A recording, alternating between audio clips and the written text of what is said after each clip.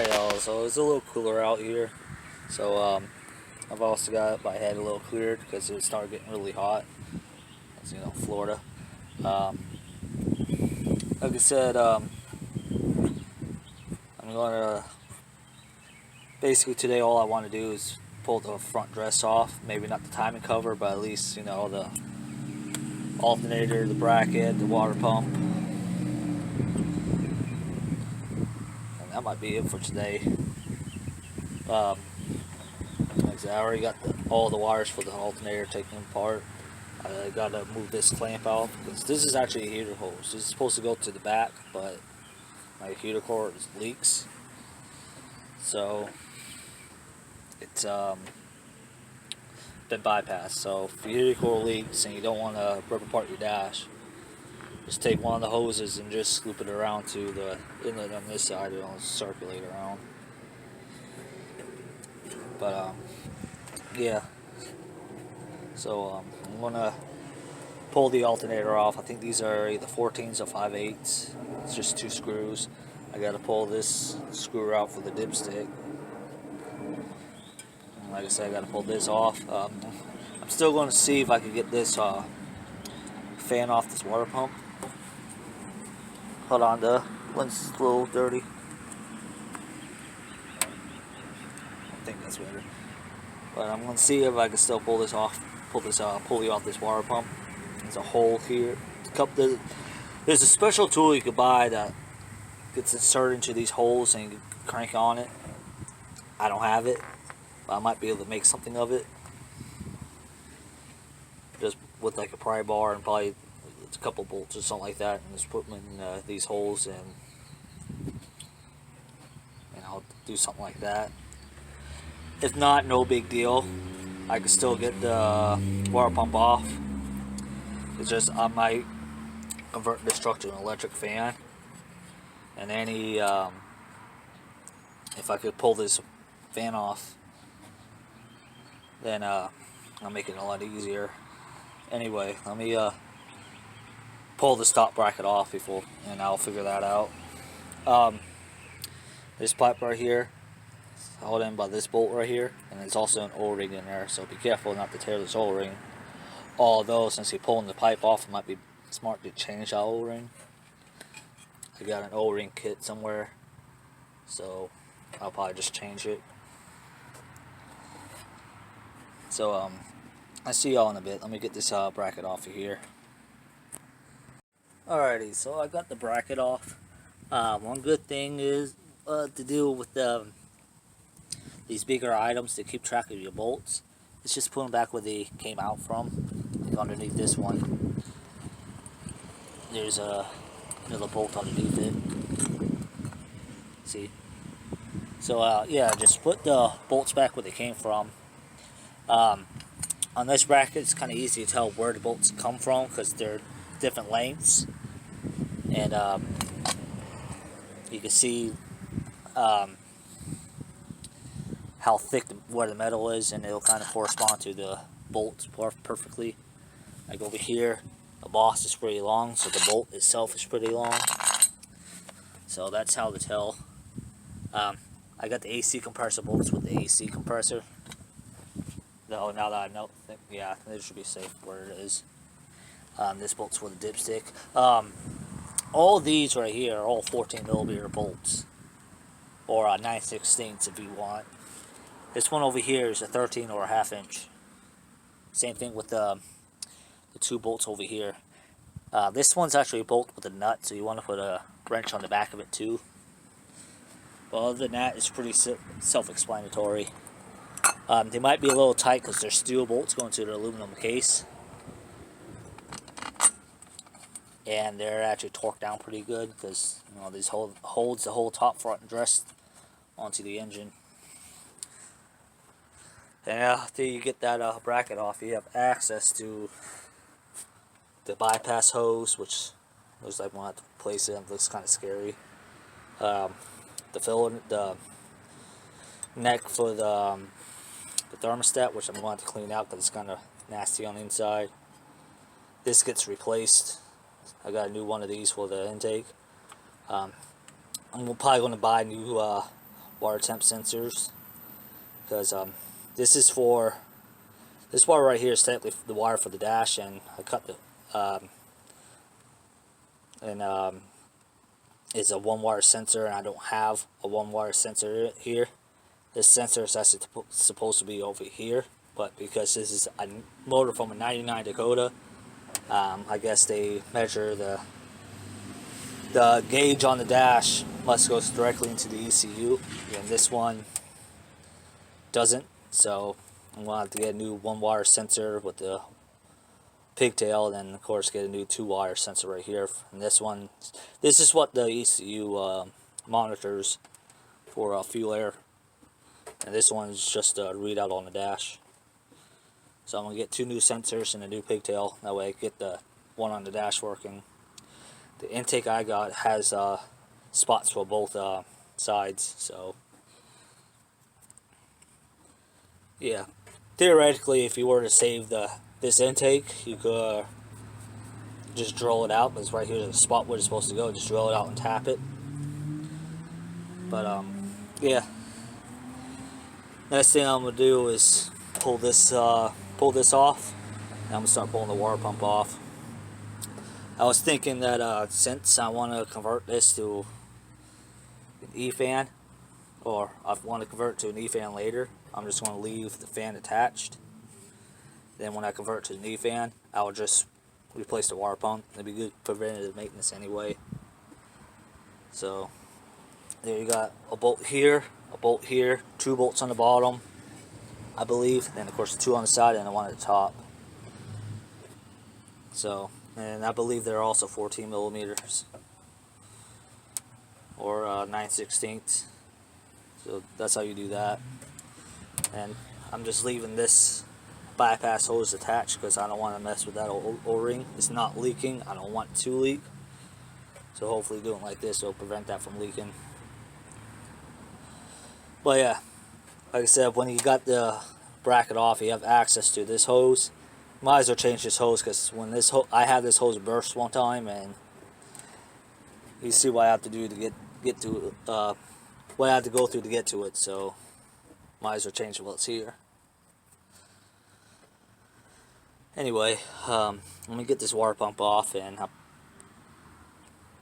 probably call it for the day, unless I decide to take the rest of the EFI stuff off, which is really honestly just lifting the whole harness up. So yeah. Anyway, I'll see y'all in a little bit once I figure what I'm doing. Alrighty, I got the water pump off, and it didn't put up too much of a fight. One thing you gotta worry about is the centermost bolt. When you pull it out, it starts to hit the pulley, and that pulley does not come off. Even if you get the fan blade off, that pulley is made into the water pump. So you gotta do kind of like what you do with the AC compressor and pull it out a little ways and loosen it up. Eventually it'll get to a point where you kind of just pull it out. So that's what you gotta do on that. Just loosen it up a little bit, pull the water pump out a little bit. Hopefully whoever did the service before you did not RTV it in place, and it'll come out. You just gotta be smart and careful with it. Go over to the water pump. When you pull it out, inspect it. Make sure it doesn't look like it's getting ready to leak, or it is leaking. This water pump's fairly new, so I'm not worried about that. There's 3 regular size bolts and 4 really long bolts, like this one right here. The 3 regular size bolts don't go into anything specific, so when you put the water pump in, these can go in dry or with a little bit of Loctite.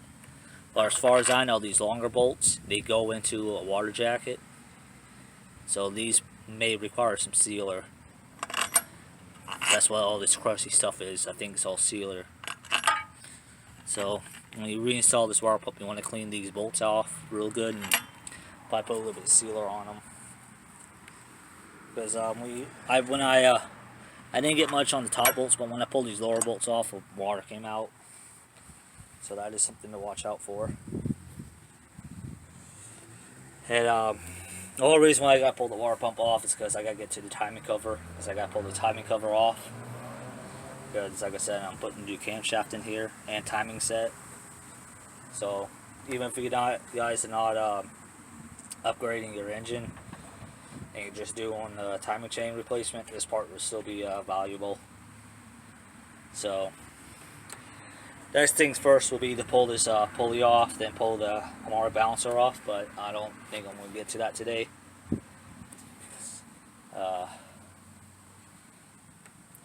Anyway, I'm going to take this harness and just pull it up out of the way if I can. Well, I got to move some stuff around, but I want to just tip it up out of the way. That way I can pull that off. And I'm probably going to pull this power steering pump off because I'm removing the heads too. So I can change the head gaskets because I'll put thinner ones in there. It will help bump the compression up a little bit. Then when I do the headers, I'm just going to lay them off to the side for now. Although I got to change the couplers on them. And I might take this down to an exhaust shop to actually make this exhaust more permanent. So I just got the flex pipe on there and they tend to come loose and leak, which is what this truck's got now. It's got a bad leak. I still got to disconnect the throttle cable, which I just kind of got zip tied in place. And yeah, then I got to pull the spark plug wires off, pull the cap and rotor off the distributor. And that's pretty much it. I'm just going to leave this part in place. So I'm going to pull the coil off because I'm changing the coil to an LS style coil. It runs better with the EFI kit I got. And I'm going to have to modify the mount for it. But that shouldn't be too bad.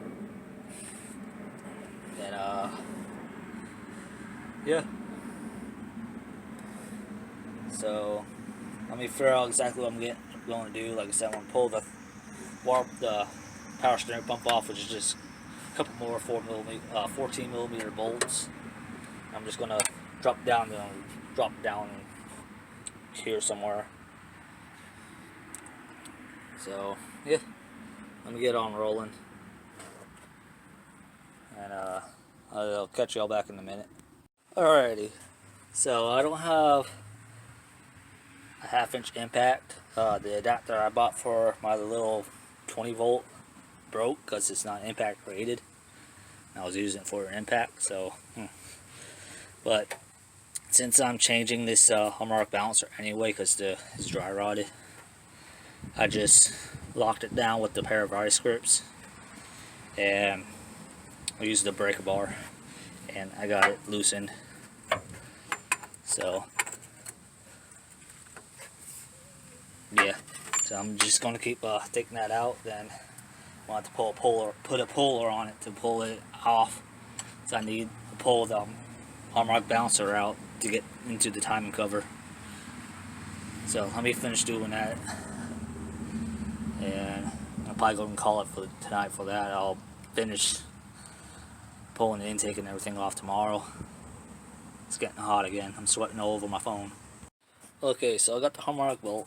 I got the puller set up on the harmonic balancer, and it's pretty much almost exactly how I set up when I took the pulley off, or loosen up the bolt. You put the bolt back in, that way you got something to press on, then you find the appropriate size bolts for the puller itself, and the socket and the wrench. I just got this here to keep it from spinning because it is a little tight. Make sure I put some oil on the threads to make it pull a little bit easier. You just want to make sure it's lubed up. So let me get this pulled off. Alrighty, so I got the timing cover off, and I'll rip the gasket a little bit. So I'm going to have to RTV that back together because I'm not about to pull this engine just to change the damn oil pan gasket. But mostly, good thing I did decide to do this because yeah, not as bad as my old V6, but it's still pretty. That's still pretty gnarly. So it needed a timing chain anyway. So yeah, and since a couple of these bolts, like this one right here, and I think this one down here. So this one right here and this one down here, I think also go in the water into the water jacket. So I'm gonna have to put some sealant on those. Not a big deal. It's just an extra step. But yeah, I'm gonna pull this bolt out and pull the timing set out, and I'm gonna call it for the night because I gotta cook dinner and stuff like that.